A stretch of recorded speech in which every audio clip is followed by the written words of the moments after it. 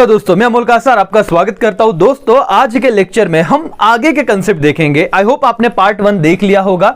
अब हम पार्ट 2 में और थोड़ा डिटेल डिस्कशन करेंगे और इंपॉर्टेंट कंसेप्ट है, वहां से हम चालू करते हैं। That is micro and macro paradox. क्या होता है माइक्रो एंड मैक्रो पैराडॉक्स, समझते हैं। देखो सर, एक लाइन में आपको अगर समझ जाए तो बात ही क्या है, कंसेप्ट कितना इजी है। देखो, what is logical at micro level may not be logical at macro level, बात खत्म हो जाती है। और मैंने ना सेविंग का एग्जांपल दिया था। सेविंग अच्छा होता है माइक्रो लेवल पे, बट ये नेसेसरी नहीं है कि वो मैक्रो लेवल पे भी उतना ही सही रहे।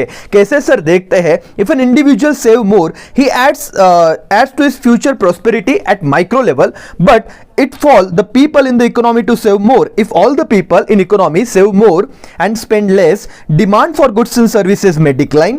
Consequently, investment may decline, production and employment level may fall, and the economy will driven towards future poverty rather than prosperity. तो सर, एक एंगल से, एक स्टडी के हिसाब से, माइक्रो के हिसाब से इंडिविजुअल लेवल पे सेविंग फ्यूचर प्रॉस्पेरिटी की बात करता है, बट जब मैक्रो के एंगल से उस चीज को देखें तो वो पॉवर्टी की तरफ लेके जाएगा देश को, ना कि सर किसकी तरफ, प्रॉस्पेरिटी की तरफ। मालिक समझ रहा है कि आपको ये एक line which may be logical at micro level may not be logical at macro level, it is called micro and macro paradox। समझ रहा है क्या दोस्तों एवरीबॉडी? तो इसी के साथ कल का एक पॉइंट था, जहां पे एक पॉइंट बाकी था, आज हमने वो खत्म किया। आगे बढ़ते हैं।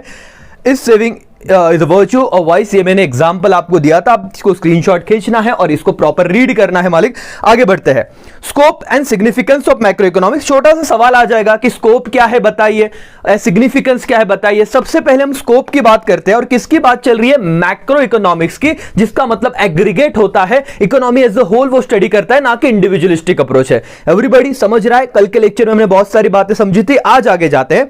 Scope, scope of macroeconomics refers to field of study और area of study of macroeconomics. चलो, ये तो एकदम नॉर्मल सी बात थी, उन्होंने वही चीज रिपीट की है। सर कौन से फील्ड को देखता है, study of macro economic angle पूरा वो स्टडी करता है। It include the following leading issue, जैसे कि यहां पे आप देखेंगे, सबसे पहला है estimation of national income and related aggregates. क्या कहा? Estimation of national income and aggregates. पढ़ते हैं, macro economics start with the concept of national income. It deals with the definition and estimation of national income and its related aggregates like GDP, gross domestic product, and NDP, net domestic product. Sir, एक बात आती है individual income की, एक बात आती है national income की। स्कोप अगर मैं बात करूं माइक्रो का, नॉट मैक्रो, माइक्रो का अगर मैं स्कोप की बात करूंगा, डिफरेंस में बताऊंगा ताकि आपको याद रहे दोस्तों। डिफरेंस में बात करूंगा मैं, ध्यान देना। माइक्रो में अगर मैं देखूं स्कोप, तो सर इंडिविजुअल इनकम देखते हैं, क्योंकि वो ज्यादा एग्रीगेट में नहीं जाता। मैक्रो की बात करें तो इंडिविजुअल नहीं है, पूरे नेशन के इनकम की बात कर रहा है, तो स्कोप क्या है, बहुत ज्यादा वाइडर है। तो जीडीपी आपने पढ़ा होगा, एनडीपी आपने पढ़ा होगा। ये कंसेप्ट कहां पे स्टडी होते हैं मालिक? मैक्रो इनकम के हिसाब से ये स्टडी किए जाते हैं। थियरी ऑफ एम्प्लॉयमेंट देखते हैं सर, मैक्रो इकोनॉमिक्स का और स्कोप क्या है। Micro economics studies the theories of related to employment और unemployment in the economy. Okay sir, यहां तक तो समझा। क्या कुछ भी तो नहीं बोला सर, उन्होंने स्कोप बताया, पहले नेशनल इनकम की बात की और दूसरी बार बोल रहे हैं कि थियरी को स्टडी किया जाता है, एम्प्लॉयमेंट कितना है, अनएम्प्लॉयमेंट कितना है। और आगे देखते हैं, Keynesians theory of employment is a notable significance in this context. It explain the cause of unemployment and suggest the possible remedies to combat it. मतलब उसको हराने के लिए, उसको रेमेडी मतलब उसको सॉल्व करने के लिए उन्होंने कुछ रीजन सॉल्यूशंस भी बताए हैं। सर ये केनीशियंस क्या है? केनीशियंस मतलब सर ये इकोनॉमिस्ट थे जिन्होंने इस पे कुछ सॉल्यूशन, कुछ थियरी रखा था, इसलिए उनको केनीशियंस थियरी कहा जाता है। राइट, अलग अलग मतलब उनके नाम से ये थियरी बना दिया गया है, जिसमें उन्होंने ये बताया कि अनएम्प्लॉयमेंट को कैसे हम देखेंगे, कैसे समझेंगे और कैसे उस पे सॉल्यूशन हम ला सकते हैं। तो दूसरा स्कोप, चलो एवरीबॉडी, पहला स्कोप क्या था, एस्टिमेशन ऑफ नेशनल इनकम। दूसरा पॉइंट क्या है, theory of employment. Third point पे जाते हैं, थियरी ऑफ मनी। एवरीबॉडी, किसका स्कोप चल रहा है, मैक्रो का। दो पॉइंट क्या आते हैं, थियरी ऑफ नेशनल इनकम, दूसरा थियरी ऑफ एम्प्लॉयमेंट, तीसरा क्या देख रहे हैं, theory of money. Creation of money, that is creation of credit by the commercial bank is an important component of the macroeconomics. Linked to it is the role of central bank of the country, that is RBI in India. It regulating the supply of money in the economy. Sir, एक चीज याद रखो, credit creation मतलब क्या? आपको एक सवाल, आपको एक एग्जांपल देता हूं मैं कि आपने 1 करोड़ रुपया कमाया और वो अपने घर में ही रखा। कुछ साल बाद वो कितना रहेगा? मार्केट में भी पैसे का वैल्यू कम होता है इन्फ्लेशन की वजह से, तो हो सकता है वो पैसा उतना ही हो। Got it?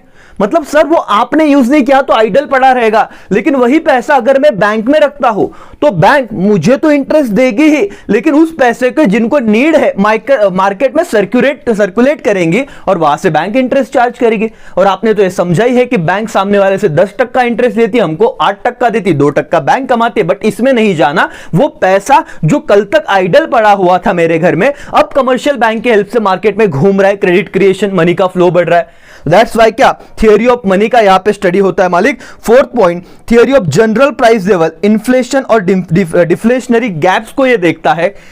माइक्रो इकोनॉमिक्स में देखा था individual price level, I repeat, micro economics में देखा था इंडिविजुअल प्राइस लेवल, यहां पे हम देख रहे हैं जनरल प्राइस लेवल। दिमाग में घुस रही है क्या बात? यस और no? Yes sir. Now this is yet another significant component of the macroeconomics. Okay, it reveals the trend path of the general price level leading to inflationary or deflationary gap in the economy. एकदम sorted रखो, ये क्या है detail में आगे बताऊंगा। Now next, role of government. Okay, macro economic study how government budget impact the level of economic activity in the economy. Exchange rate and balance of payment की बात करते हैं। अब बैलेंस ऑफ पेमेंट क्या sir? जो foreign से जो मैंने एक्सपोर्ट किया तो जितना मुझे पैसा डॉलर्स में मिला या जितना मुझे पेमेंट करना है डॉलर्स में, दैट इज द डिफरेंस जो कहते हैं बैलेंस ऑफ पेमेंट। ये फॉरेन एक्सचेंज के तौर पे हम लोग पढ़ते हैं, आगे हम डिटेल में बात करेंगे। Determination of exchange rate and the way it manage the international money market, it is important element and the scope of the macroeconomics. Briefly, as a specialized branch of economics, macroeconomics focus on such a issue which explain how an economy function and how can it be managed so that social welfare is maximized. तो ये सबकी क्या बात करते हैं sir कि कैसे सारे रिसोर्सेज को हम मैनेज करेंगे, कैसे वो प्रॉपर मैक्सिमाइज बेनिफिट देंगे सोसाइटी को, इसी स्ट्रक्चर में हमको देखना है। तो स्कोप क्या है सर? माइक्रो के कंपैरिजन में वाइडर स्कोप है, दैट्स इट। इतना याद रखो दोस्तों। रिवीजन लेक्चर में बहुत फटाफट में ये चीजें आपको करा दूंगा, आपको सिर्फ अब ध्यान रखना है। लास्ट क्वेश्चन है हमारा मालिक, क्या? The question is significance. फटाफट पढ़ेंगे, सबका ध्यान यहां पे होना चाहिए। सबसे पहला point, the following observation highlighted the significance of micro economics. Point 1, description of the economy. Microeconomics offer a deep description of the economy. पहला, estimation of national income that reveals the nature and level of employment activity in the economy. दूसरा, study of unemployment reveal the magnitude of the problem and the way it can be handle, कि क्या problem actually है, उसे कैसे handle करना चाहिए। हमने एक इनिशियंस थियरी देखा, यस सर नो? तो इसमें प्रॉब्लम्स भी ढूंढता है और उसके सॉल्यूशंस भी बताता है। इंपॉर्टेंस ना, सिग्निफिकेंस मतलब इंपॉर्टेंट पढ़ रहे हैं। तीसरा, government budget reveals the way economy is regulated by the government, कि कैसे हमारा देश चलना चाहिए, कैसे हमारा देश चल रहा है, ये कहां पे बताएंगे मालिक? Description in of economy. कौन सा सर? ये वाला अपना, कि बजट के तौर पे हमको ये सिग्निफिकेंस में पढ़ेंगे हम लोग, राइट? चलो, डिस्क्रिप्शन ऑफ द इकोनॉमी, पहले estimation of national income, then unemployment को रिवील करना, उसके प्रॉब्लम्स को ढूंढना, उसको सॉल्व करना, and then after government budgets के बारे में देखना, समझना उसको। दूसरा important, road map of the growth and development. फटाफट पढ़ते हैं। Micro economics offer the road map of growth and development. Programs and policy of the growth are drawn assessing the need and means of the economy. ठीक है sir. Economic stability. Study of macroeconomic help achieve economic stability. Okay sir. This achieved through appropriate monetary policy pursued by central bank of the country. अब आप अगर news देखते होगे तो हमारे RBI का जो गवर्नर है वो इस बार सामने आया और उन्होंने ज्यादा मॉनेटरी ना पॉलिसी में चेंजेस, मतलब रेट से रिलेटेड ज्यादा बदलाव नहीं किए, और किए तो भी ऐसे बदलाव किए जो इकोनॉमी को थोड़ा बूस्ट करे, राइट? 50,000 करोड़ समथिंग उन्होंने देखा, कुछ तो अनाउंसमेंट किया इस बार। क्या था सर? तो ये क्रेडिट पॉलिसी, इकोनॉमी देखते कि ओवरऑल कितना इंपैक्ट आ गया है, आप कंट्री में सिनारियो क्या चल रहा है, कोरोना की वजह से लॉकडाउन लगा पड़ा है, फाइनेंशियल एक्टिविटीज हो नहीं रही जितनी होनी चाहिए, तो यहां पे उस मोड पे क्या डिसीजन लिया जाए। तो ये इकोनॉमिक स्टेबिलिटी के लिए आरबीआई बीच बीच में आके अपने कुछ इंपॉर्टेंट डिसीजन को डिस्क्लोज करती है। बीओपी, बैलेंस ऑफ पेमेंट, क्या होता है sir? Balance of payment status of the country reveals performance of the economy in relation to rest of the world.